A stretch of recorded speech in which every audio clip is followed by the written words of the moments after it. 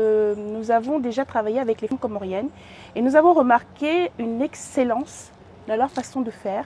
Nous avons remarqué que c'est des femmes battantes et surtout qu'elles travaillent ensemble. Et on s'est dit, mais elles sont inspirantes.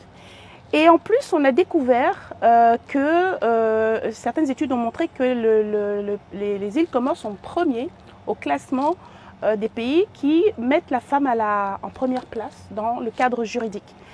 Et en plus, ces femmes-là avaient fait la formation femmes d'expertise, donc elles étaient à même de recevoir cet événement. Nous avons fait vraiment confiance à ces femmes et au pays des Comores.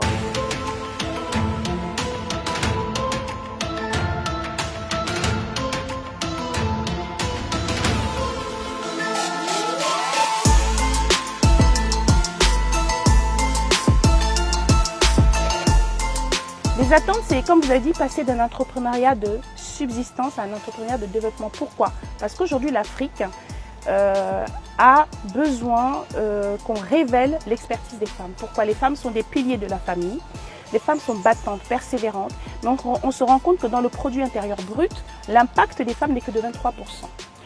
Comme ce n'est que de 23% alors qu'elles travaillent beaucoup, on s'est dit, qu'est-ce qui se passe? Pourquoi elles encadrent la famille, elles sont le pied derrière, mais l'impact économique n'est pas assez fort.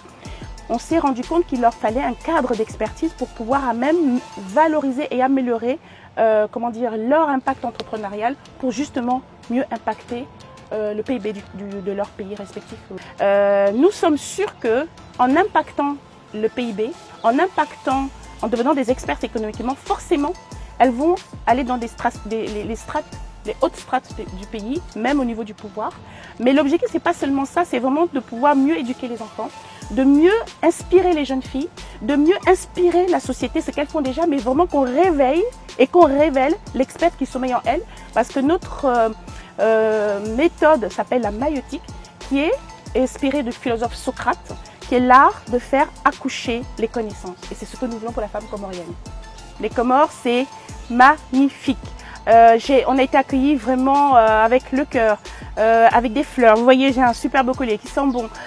Nous avons été traités comme des reines et nous découvrons des collines, des terres volcaniques, des plages, des gens, des constructions magnifiques. Vraiment bravo. Nous sommes je suis enchantée d'être ici.